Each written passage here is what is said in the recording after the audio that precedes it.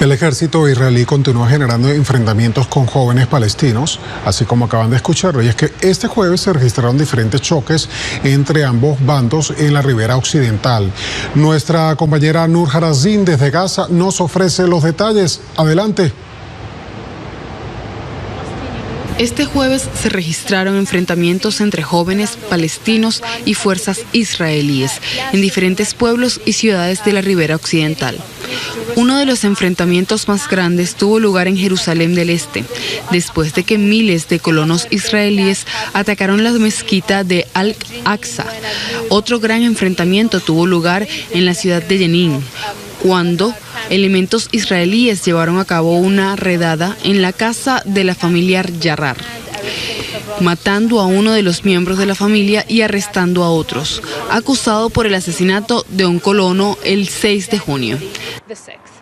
Aquí en la Franja de Gaza, aunque la situación en las calles está tranquila y pacífica, fuerzas israelíes siguen violando el cese al fuego, atacando a pescadores palestinos en la costa. Aunque estuvieran pescando dentro del límite de 60 millas náuticas, lo mismo pasó en la frontera entre Gaza e Israel, cuando fuerzas israelíes atacaron campesinos palestinos que se encontraban trabajando en sus campos.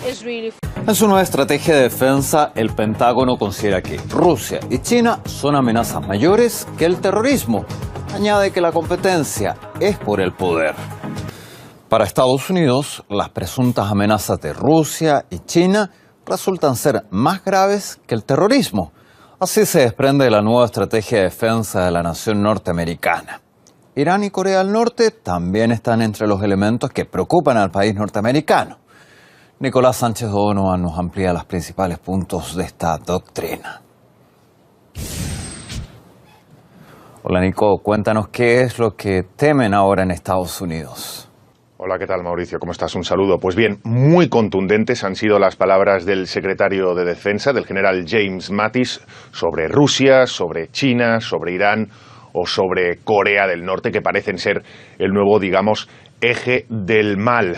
Pero James Mattis lo que hacía era explicar esa nueva estrategia anunciada este viernes por el Departamento de Defensa, que busca restaurar la superioridad militar sobre Rusia y China para disuadirles precisamente a Rusia y a China, para que no puedan hacerle frente, digamos, a Estados Unidos en ese campo militar y que se preserve así el orden mundial existente, que según Washington también le ha venido al resto del mundo desde la Segunda Guerra Mundial. Todo un discurso muy en la línea de la retórica que le hemos escuchado a la administración Trump en este último año. Como decimos, Mattis ha tenido palabras muy duras para Rusia y China, a las que ha equiparado con amenazas más serias que el terrorismo. Para que nos hagamos una idea, esa podría ser la idea central de lo que ha dicho hoy James Mattis. Escuchemos ya las palabras del secretario de Defensa. Continuaremos la campaña contra los terroristas, pero ahora es la gran rivalidad entre las superpotencias y no el terrorismo el foco principal de la seguridad nacional de Estados Unidos.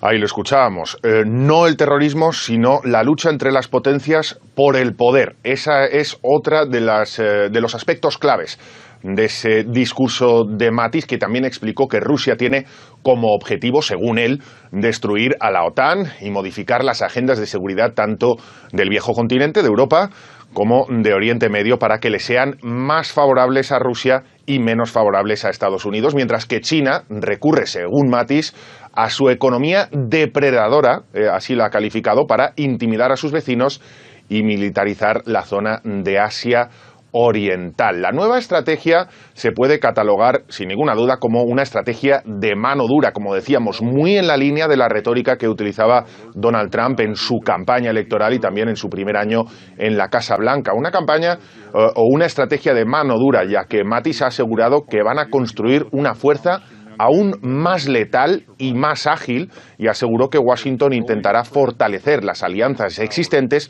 y también crear nuevas alianzas para garantizarse así una posición de dominancia. Esta es la primera vez en una década que se expone digamos, un completo replanteamiento de la estrategia de seguridad nacional, aunque ya recordemos el pasado 18 de diciembre el presidente Donald Trump anunció cambios en materia de defensa. Mattis también resaltó que seguirán luchando contra grupos terroristas como Al-Qaeda o como el Estado Islámico y subrayó la importancia de la guerra cibernética. Todo eso en un documento de 14 páginas en el que, sin embargo, destaca y mucho esas palabras duras o esa posición dura contra Rusia y contra China, acusándolas de ser un problema más grave aún que el propio problema del terrorismo.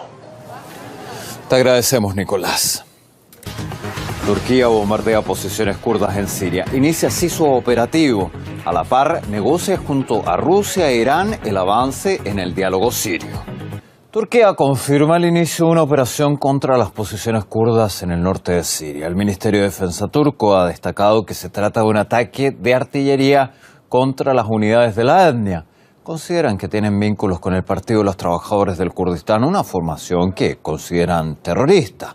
El alto mando militar ha hecho un especial hincapié en que no se traspasó la frontera. En este sentido, cabe destacar que desde hace tiempo Ankara concentra su maquinaria bélica en la línea divisoria con Siria, centrándose en la zona de la ciudad siria de Afrin. La situación en la zona limítrofe se agudizó después de varios reportes de que Estados Unidos se disponía a crear una guardia fronteriza con la participación de tropas kurdas. A pesar de que en Washington descartaron estas medidas, en Ankara mencionaron que desconfían de la postura norteamericana. A su vez, en la propia urbe Afrin, miles de residentes salen a las calles en protesta contra la movilización de los militares turcos. Escuchemos lo que piensan. Hoy todos los jóvenes y la población de Afrin estamos reunidos para condenar los ataques turcos contra nuestra gente. Queremos decirle a Erdogan que su sueño se romperá al igual que se desvaneció cuando intentó entrar en Kobani, por lo que Afrin sería su cementerio. Nosotros, siendo de Afrin, defenderemos nuestra ciudad y esos turcos fascistas no podrán derrotarnos. La defenderemos hasta la última gota de sangre. Un mensaje a Turquía y especialmente a Erdogan. Esto es Afrin, al que amenazas cada día. Están preparados para ti. Y un mensaje para todos los que amenazan a Afrin y especialmente para aquellos de Estambul que llegaron a un acuerdo con el Ejército Libre Sirio. El Ejército Libre Sirio no existe. Es el Frente al-Nusra o Ahrar al-Sham. Rusia, Irán y Turquía, los tres garantes del alto el fuego en Siria, continúan con los esfuerzos para estabilizar la situación en la nación árabe. En la ciudad rusa de Sochi se dan cita diplomáticos de los tres países para ultimar los preparativos de cara al foro que llevará por nombre Diálogo Nacional de Siria. El objetivo de la reunión es acordar un listado de los participantes en esta conferencia prevista para finales de enero. El debate principal está en la asistencia de los kurdos al diálogo, algo a lo que se oponen fuertemente en Ankara. A su vez, el representante especial del presidente ruso para Siria señala que el futuro foro en Sochi debería impulsar el proceso de elaboración de una nueva constitución siria. Se garantiza que en la cita podrán expresarse todos los sirios, tanto los progubernamentales como los opositores, incluidos los integrantes de los grupos armados. En opinión del analista internacional Iñaki Orrestarazu Aizpurúa, llegar a un acuerdo, al menos con la oposición, ya supondría un gran logro. Destaca además la influencia negativa de Estados Unidos en estos procesos, ya que, según cree, busca desmembrar a la República Árabe. Al menos, si se consiguiera llegar a acuerdos con la oposición, digamos, que opera en todo Siria, menos la zona de Kurdistán, sería ya un gran avance. Ya sería un gran avance.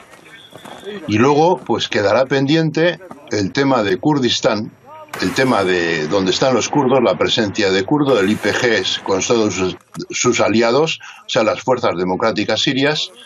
Ahí habrá que ver, habrá que ver. Da la impresión de que aunque la guerra la está ganando por una parte el ejército sirio y sus aliados, Rusia, Irán, Hezbollah, etcétera, y todas las diversas milicias que tal, pero Estados Unidos no quiere reconocer esa derrota y quiere buscar por otros medios la continuación de la guerra, porque es lo que les va, porque quieren seguir tratando de obtener frutos de sus políticas imperialistas, quieren tratar de seguir incidiendo en el Oriente Medio y quieren tratar de conseguir por lo menos algo, Y ese algo, al menos, pues es desmembrar Siria de momento, intentar eso, creando otro Kosovo, porque da la impresión de que quieren crear otro Kosovo en la zona de Kurdistán, el Kurdistán sirio, digo, y mucho más allí, hasta todo el Éufrates, al este de la línea del río Éufrates, hasta ahí hacia la frontera con Irak, etcétera, ¿no? La operación de Turquía contra los territorios fronterizos en Siria, confirmada oficialmente por Ankara bajo el nombre de Ramo de Oliva, se cobra sus primeras víctimas. Se trata de 9 muertos, entre ellos 6 civiles y varios heridos. El primer ministro turco ha declarado que el domingo trasladarán sus tropas terrestres hacia la región siria de Afrin. Emilio Zamora Mota nos detalla este operativo. El presidente de Turquía, Recep Tayyip Erdogan, se ha pronunciado en torno a esta operación militar. Tenemos sus declaraciones. La operación Afrin ha empezado y continuará con la operación Manbij. Mientras las promesas que nos hicieron en Manbij no se hayan cumplido, nadie nos puede decir nada sobre lo que estamos haciendo. Y bueno, para entender más la problemática, vamos a ubicarnos en el mapa. Acá en nuestra gráfica nos encontramos, para ser exactos, en Siria. Y vamos a ver cuántos son los blancos que han sido intervenidos. Acá, por ejemplo, tenemos el número y es de 108 blancos que han sido atacados en la provincia siria conocida como Afrin, que se encuentra, como observamos, en la frontera de Turquía con Siria. Y para entender más la problemática, recordar lo que dijo el presidente de Turquía cuando mencionó a la ciudad de Manbij. Él promete, luego de atacar en Afrin, llegar a esta zona de Manbij para continuar con su objetivo, que es la de luchar contra las milicias kurdas, porque para Turquía las milicias kurdas representan las fuerzas del terrorismo. Pero bueno, también es importante destacar qué es lo que se ha venido desarrollando, los hechos noticiosos en toda esta semana. Primero, decir que los Estados Unidos en su momento anunció que estaba trabajando para poder crear las fuerzas de seguridad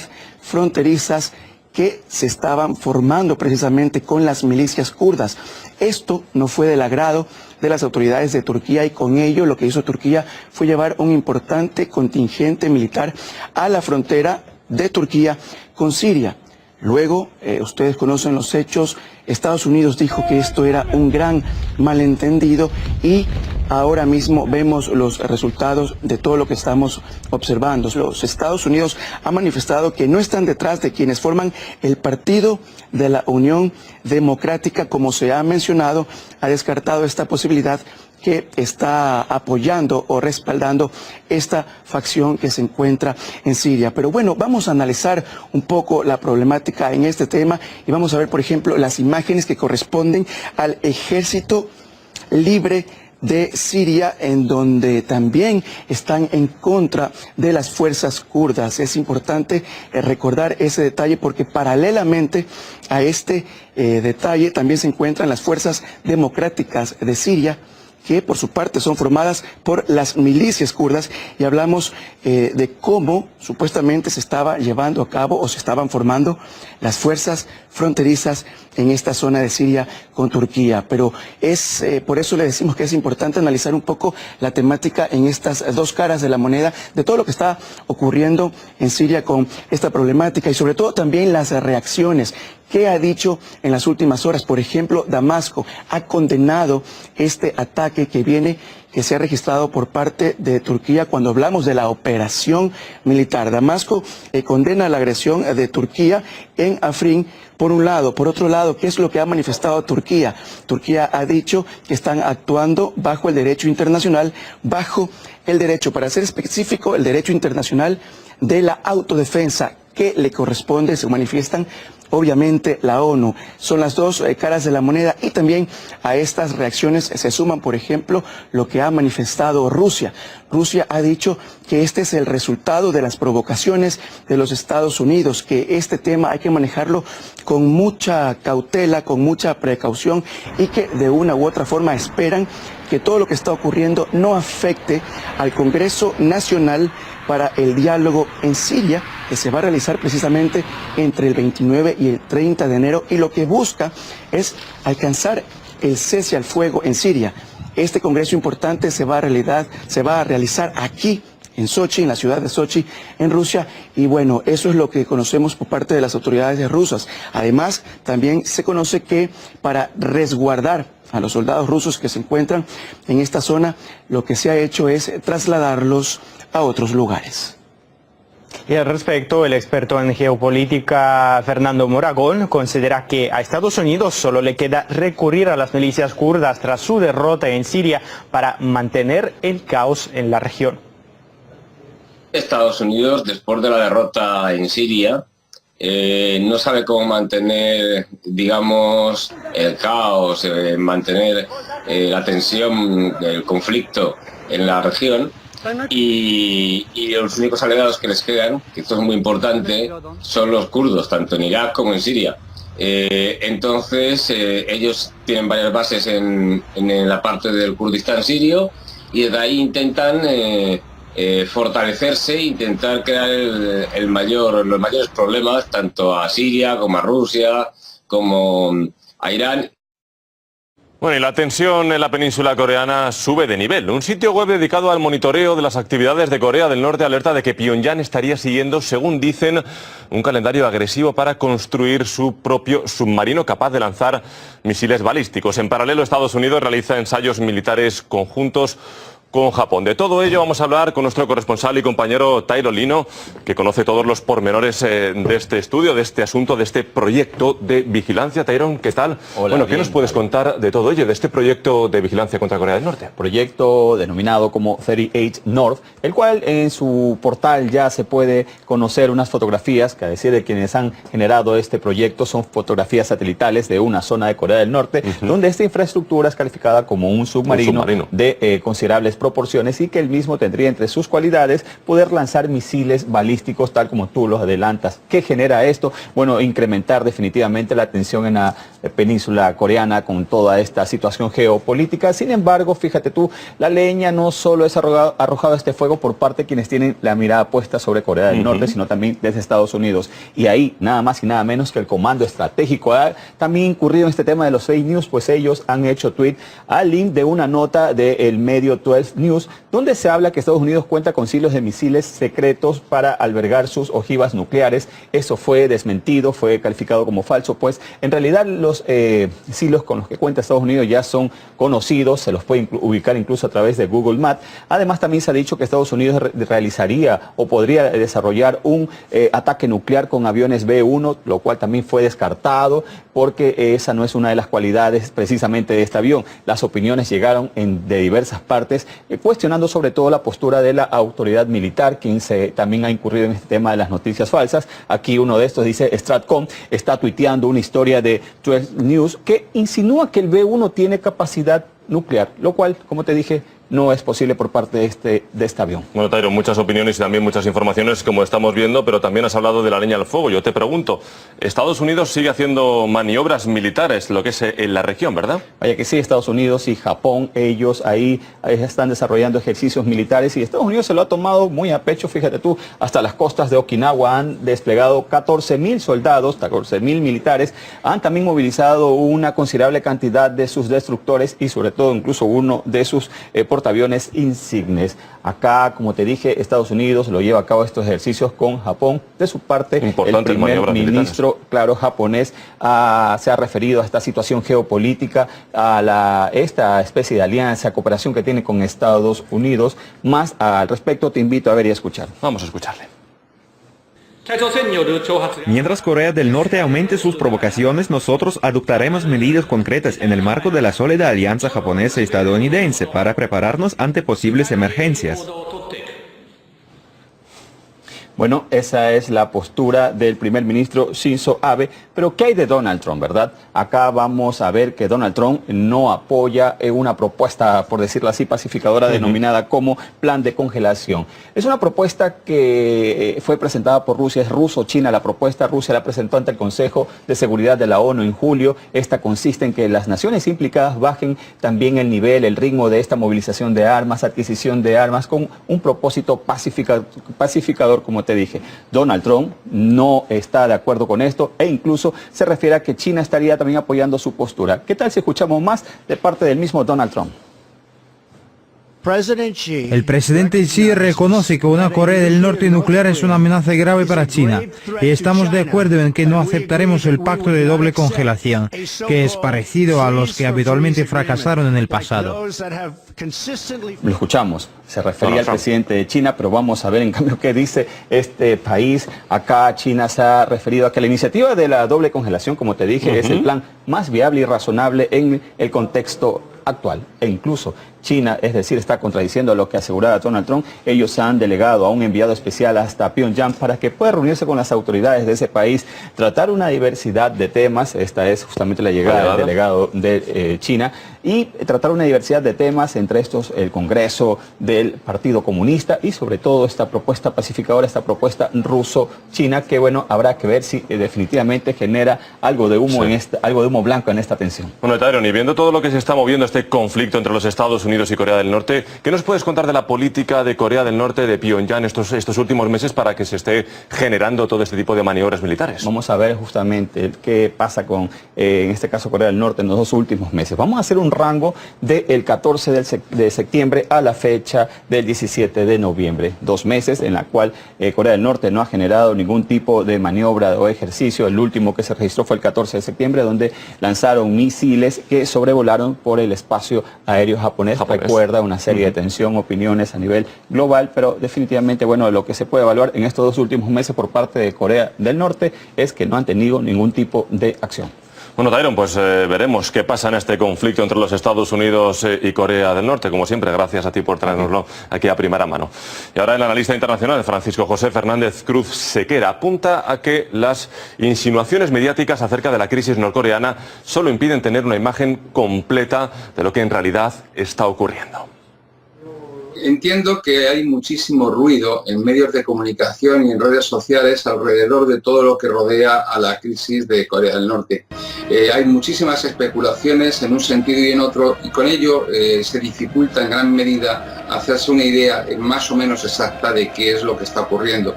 Desde luego, como dato relevante, tenemos que el aumento de la presión sobre Corea del Norte en los días previos a la gira de Trump, del presidente Trump por Extremo Oriente, ha sido muy evidente. Hablaban ustedes de los bombarderos B-1. Bueno, el bombardero B-2, que sí tiene capacidad nuclear, ha estado sobrevolando las inmediaciones de Corea del Norte, con lo que ello implica en cierta medida de provocación hacia el régimen.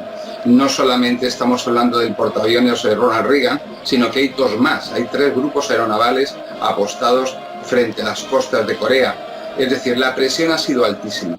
La pregunta que yo me hago es si esta presión obedece a una intención real de presionar al régimen norcoreano, o si depende de una forma de generar un aumento de la tensión para vender tecnología militar a Japón.